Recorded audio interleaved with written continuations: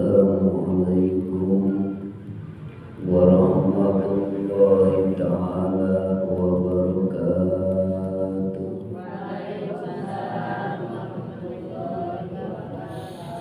Alhamdulillahirabbil alamin. Wassalatu wassalamu ala asrofil anbiya'i wal mursalin wa ala alihi wa sahbihi ajma'in. Allahumma faqihna wa faqihna fid din. Allahumma faqihna wa faqihna fid din. Bi ni'mati hikmata wa tawhida ya dzal jalali wal ikram. Allahumma inna nas'aluka hadzal zaman min husnil khatimah wa na'udzu bika min syarril akibat wa na'udzu bika min su'il khatimah bi rahmatika ya arhamar rahimin. Amin.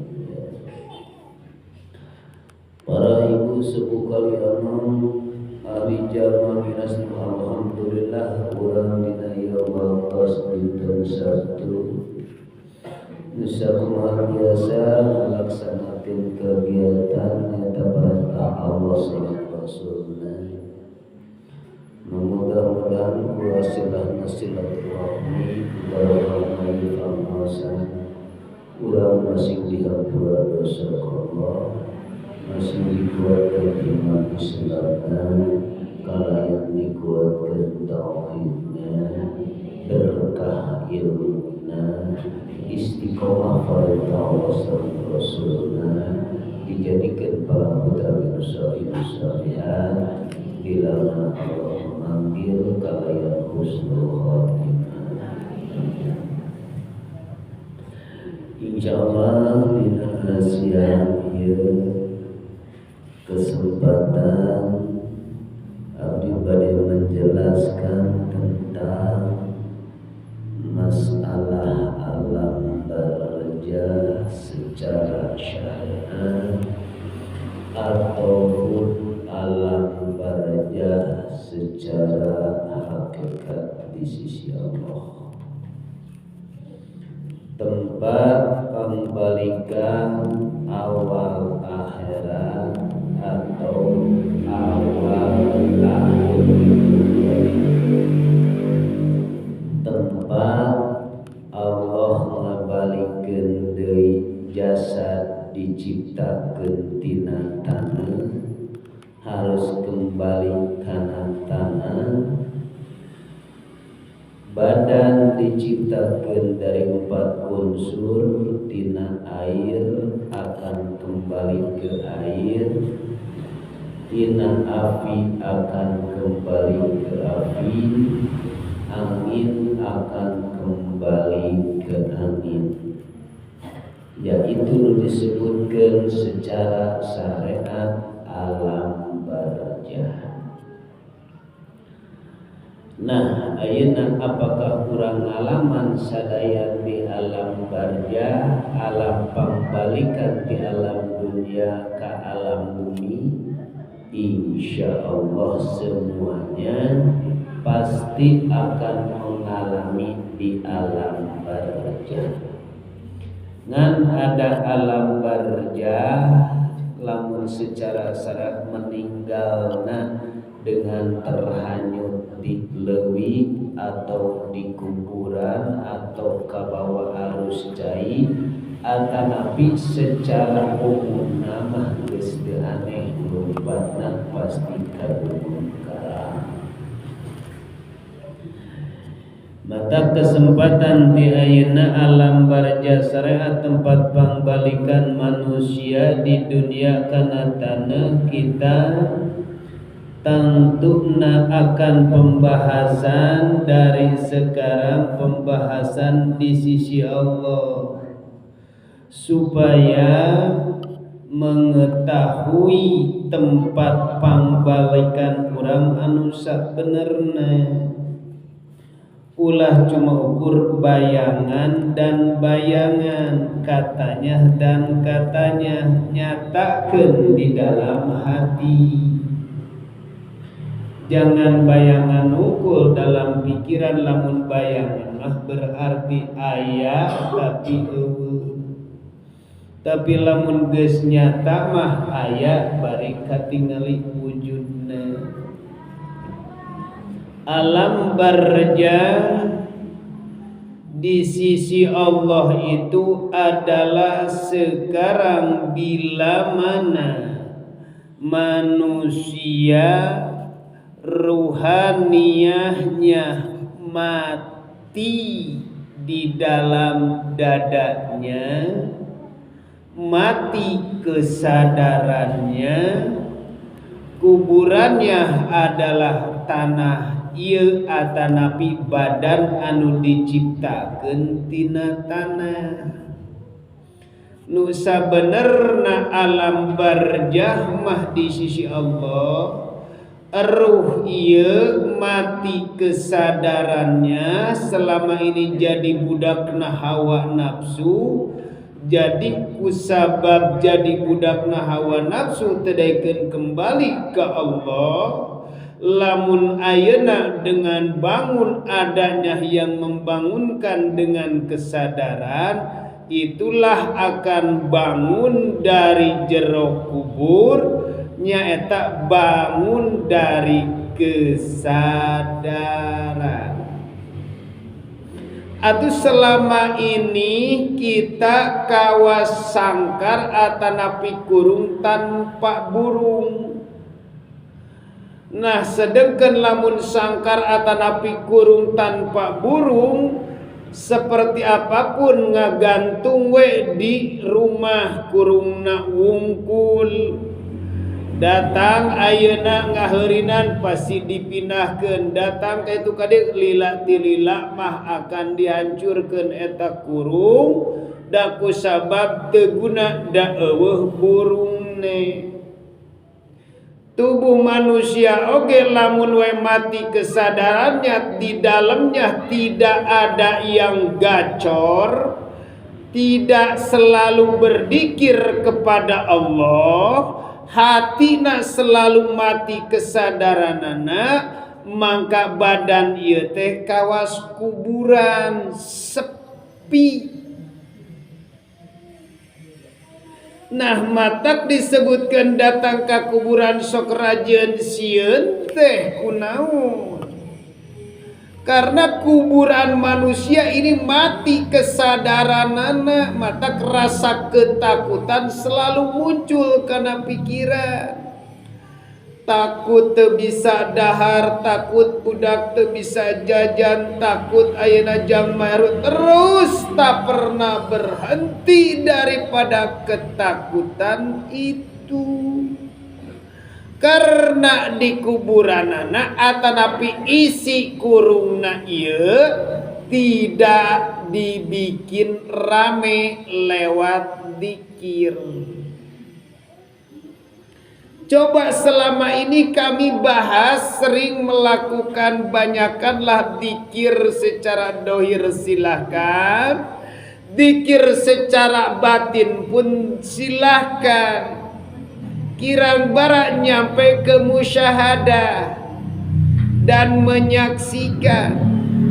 Matak manusia selama ini, sampai kapan kita menyembah makhluk? Sampai kapan kita jadi budak hawa nafsu? Maka dengan ada pembahasan daripada nafsu secara daripada kuburan secara syariat, kita bahas secara hakikat di sisi Allah pun bahas supaya kita paham. Jadikanlah, ramekanlah di tempat hatimu ruhania selalu banyak berzikir.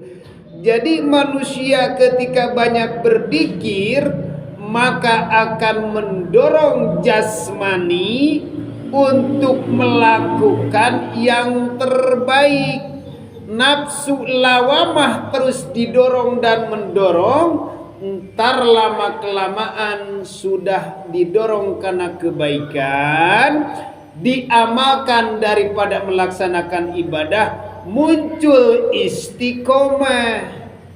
Kalau sudah muncul daripada istiqomah, selalu mendorong, saya pengen ke sana, saya pengen ngaji, saya pengen sholat, saya pengen berbuat, terus akan mendorong kebaikan.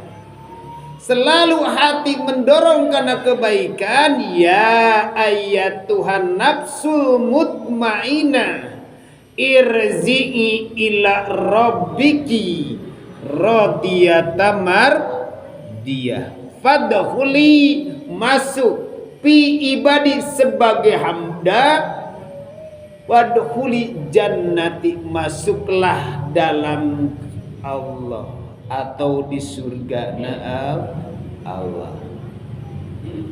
Nah, ini kami akan bahas ini. Jangan sampai contoh dohirna kieu lah, Bu.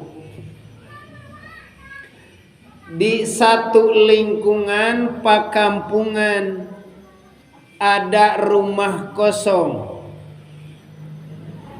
Setiap ada rumah kosong, komo lamun disebutkan rumah geus lila dikosongkeun, maka bakal aya penghuni nyaeta dari juri, ceuk paribasa urang.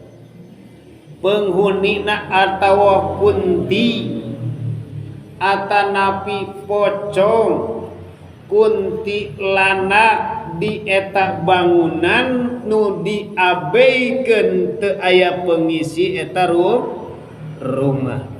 Pasti pada dararatangnya eta bangsa hantu-hantu ka rumah kosong. Jalma nurek ngaliwat ka imah eta kosong oge kadang-kadang berpikir dua kali tong liwat ka imah eta, karena didinya masuk loba ayeuna hantu, kade bisi ditoel ku hantu, kade bisi diletak ku hantu, kade dibisi diasupkeun ka alam gaibna. Orang berpikir, nah matak disitulah akan rumah ketika rek dihuni deui eta rumah ibu, rumah eta teh berarti rek dilebetan deui, perlu dicet heula, perlu diomean heula, terus didoakeun ngalaksanakeun naon, didoakeun nepi ka ngalaksanakeun ngonang tatangga, syukuran supaya penghuni rumah ieu eueuh cenah jadi tenang nyicinganana oge. Pasti ngonang kiai, ngonang ustad boga rejeki saeutik oge dibagikeun ku ayana rek ngusir eta penghuni rumah. Secara syariat seperti itu. Nah, ayeuna di sisi Allah, bagaimana itu rumah syariat, rumah di sisi Allah, rumah hakikat. Inilah rumah ruh kita, ini adalah disebutkan badan. Ketika kosong penghunina mati kesadaran, nah kembali mati kesadaran dengan seperti apapun mati kesadaran kusabab ruhaniyah jadi budak nak hawa nafsu. Ketika masuk energi kekurangan ekonomi, neangan ilmu yang tidak sesuai dengan syariat Islam, lumpat ka dukun, lumpat ka spiritual, anu ujungna teu bisa nuduhkeun kana jalan Allah, masuklah dalam tubuh itu. Ketika manusia yang selama ini lemah dengan seperti apapun bila mana manusia kalau sudah diguncang seperti apapun maka akan dilakukan seperti apapun, yang penting menghasilkan duit. Yakinkah seperti itu? Yakin. Merasakan seperti itu? Iya. Karena apa seperti itu? Karena rumahnya, penghuninya jadi budak hawa nafsu. Ruhna mati kesadaran berarti rumah kosong ngarana. Matak masuk segala-gala, orai asup, siluman asup, matak muncul bu. Ayeuna kana diri manusia, kalau manusia ruhaniyahnya masih kene tertutup, mati kesadarannya, belum bisa bangun dari kesadaran, itulah nafsu orai ke dalam tubuh manusia. Manakah nafsu hewaniyah berbentuk orai itu? Itulah nafsu dunia. Karena orai itu kecil pun orai berbisa. Ketika orai itu masuk ke dalam diri kita, orai itu akan membahayakan. Sekarang nafsu dunia kalau sudah masuk dalam hati kita, seperti apapun, ngaji pun enggak mau, sholat pun enggak mau, apalagi sodako. Dikarenakan itulah karena perah-perah nafsu dunia. Energi selama ini kita resapi, energi selama ini kita hayati tak jauh daripada nafsu dunia. Padahal itu bekal untuk jembatan menuju ke Gusti Allah. Berhubung jembatan secara syariat, orang berkata, nah ruhaniyah nak mati kesadarna tetap jadi budak dunia. Tapi kalau sudah muncul dalam nafsu ularnya sangat terlalu tinggi dan besar, maka ular itu akan memakan hidup-hidup. Ketika nafsu dunia, nafsu ular sudah muncul di dalam tubuh manusia karena dianya mati kesadarannya, maka itulah manusia jangankan sodakoh perkara yang kecil, bahkan sholat, ngaji, puasa, zakat bila mana geus nisab, haji bila mana, tidak akan mau melaksanakan. Karena itulah nafsu ular dunia sudah menelan hidup. Nyatakah itu? Nyata. Wujudkah itu? Wujud. Ketika manusia mengalami seperti itu, ternyata bukan besok, sekarang yang kita rasakan. Itulah contoh-contoh dohir. Maka jangan aneh para ibu, ntar di akhirat diketemukan jeung orai sujaul akrab yang akan memakan kita, yang kepala 7 itu. Insyaallah dengan ada kesadarannya, bangunlah dari sekarang. Kenapa kami itu tidak akan kembali lagi kepada syariat secara membahas? Karena umur kami pun sudah pada tua, apalagi ibu yang sudah di atas 60 atau 50, 70, masih dalam bersandar hati kita kepada salianti Allah, yaitu makhluk, berarti kita masih dalam kesesat. Sedeken geus bakalan mualila deui arek bali. Ulah bingung matak ayeuna mati kesadaran ku abdi, au dibangunkeun ku Gusti Allah lewat mulut ieu, mulut abdi, supaya sama-sama jeung abdi pun bangun dari kesadaran.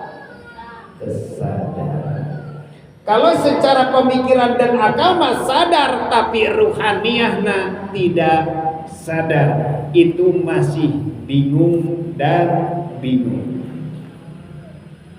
Insya Allah dengan ada kajian babakan tingkatan tauhid untuk mengahadkan Allah atau mengesahkan Allah, togut-togut di alam barjah itu adalah yang dikatakan alam dinding. Apa alam dinding? Contoh ibu masuk ke jero kubur, maka itu di dinding kiri kanan tanah tiluhur tanah sedegen rek menuju ke akhirat, rek ka mana jalana. Logika mah teu kahartieun tapi muncul dina iman. Ayeuna urang arek menuju kaitu ka dieu oge, rek ngaji oge, rek salat oge, dindingna itulah bisa dinding anak ngahalangan atau salaki ngahalangan atau harta pun ngahalangan, itulah hakikatnya alam barjah. Min wari barjau ila yaumi yub'atsun. Eta nu sabenerna mah Bu, ieu mah di alam dunia cuma ukur buat urang gambaran mengambil daripada contoh, karena cek Allah dalam Al-Qur'an surat Al-Baqarah, Bismillahirrahmanirrahim, innallaha la yastahyi ayadriba masalam ma ba'udatan fama fauqaha. Itulah ayat-ayatnya. Insya Allah bila mana manusia kalau sudah bangun daripada kesadarannya hati, ruhaniyah tetap berjalan untuk menuju kepada Allah, pikiran kita, jasad kita tetap berjalan di dunia ini.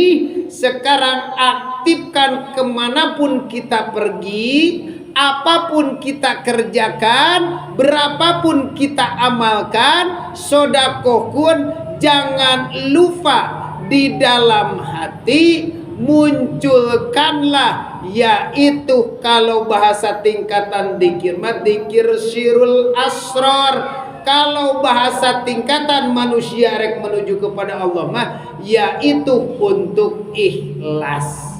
Lakukan bila mana orang kerja tanpa Allah gak bakalan bisa kerja. Urang bila mana migawe sesuatu tanpa Allah, urang bisa kerja, urang bisa melakukan sesuatu. Kalau semuanya tanpa Allah, nah seperti orang yang bekerja seperti apapun, berarti itu Allah yang berperan. Maka manusia tak pernah berhenti. Kami selalu menyuruh dan mengajak kepada siapapun, ibu mungkin bapak atau anak remaja, silahkan selalu aktifkanlah dzikir nafas. Doronglah dzikir nafas, sampaikanlah kepada dzikir la ilaha illa anta, yaitu adalah di dalam dzikir rasa. Sadar dengan rasa. Insya Allah bila mana ibu sudah bangun dari situ, ternyata ketemu dengan ketenangan. Oh begini, sadar sekarang. Lamun engke mabuk terlalu lama, ayeuna urang nungguan maut hayo geus dug maut, kalau urang bisa balik muanya dihancurkan alam dunia kiamat ya. Dibangunkan ayeuna dihancurkan alam dunia, apakah orang bisa balik? Ayeuna cek abdi mah ayo urang ngajak itu contoh jang kita mengambil ruhaniyah, karena Allah itu bukan melihat daripada fisiknya, tapi Allah yang melihat daripada hatinya. Ayeuna bangun ti jero kubur, bangun kesadaran ketika aya nu ngahalangan dina hate mengikuti dengan dorongan hawa nafsu. Sekarang berhenti jadi budak hawa nafsu, berhenti jadi penyembah makhluk. Insya Allah jadikan penyembah Allah, yaitu Sang Hidup. Insya Allah perlu. Nah perlu ini yang dikatakan ibu pangna cek tadi jalma di rumah kosong perlu didoakan. Di rumah kosong perlu baca Yasin supaya energi yang ada di bumi kosong itu kalaluar.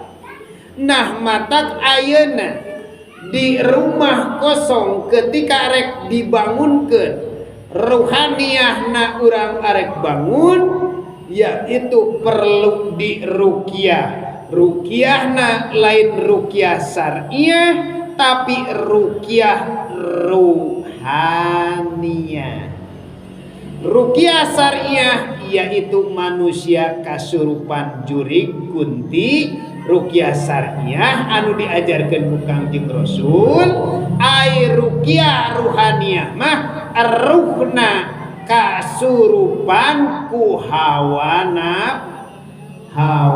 nafsuna supaya bisa sadar kembali, tingkatkeun ngajina, tingkatkeun ngaji babakan tauhid.